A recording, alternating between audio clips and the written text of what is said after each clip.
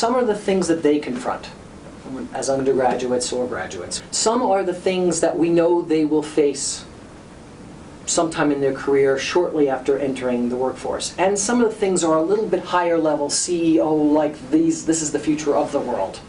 And we use all three. So let me give you examples of those three.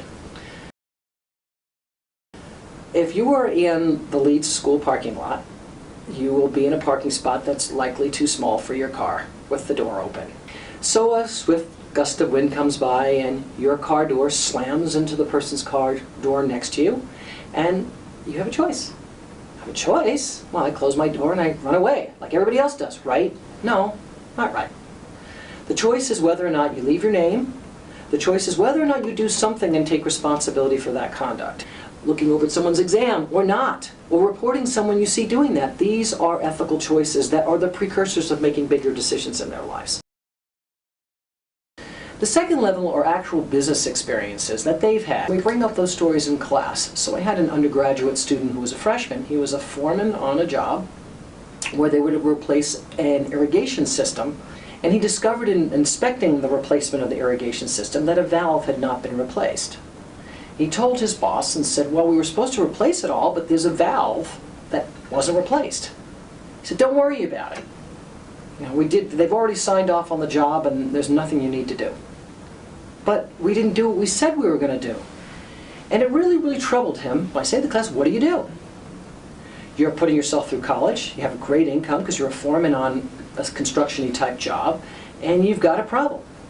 How far do you push that envelope? And we engaged in a really good discussion of what he should do or what they would do. And then the story continues because he went back to his boss and he said, I can't live with this.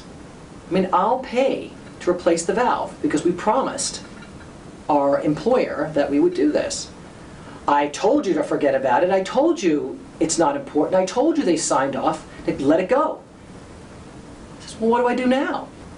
And we stop and we talk about that same story again, or the continuation of the story. And finally, what he ended up doing was he went to his boss's boss, which is, you know, a lot to ask of someone who is dealing with the financial burden of putting himself through college, and said, this is what happened, and I have a problem with it. Never heard back. But the point of the story is that it's not an unlikely thing to happen, because we see things all the time that go on in our jobs of which we may or may not approve. The third level are stories that they really can't relate to as having to make decisions about them now, but they know somewhere down the future they're going to have to. And those are the kinds of stories like, what do you pay your workers in India? Do you pay them US wages? Do you pay them local community Indian prevailing wages, or somewhere in between? And even more importantly, why do you pay them what you pay them? How do you analyze the problem? Who's affected by the choice of pay that you offer? You know, what are the negative employment effects? What are the positive employment effects? Whose concerns do you consider? Can you live with yourself?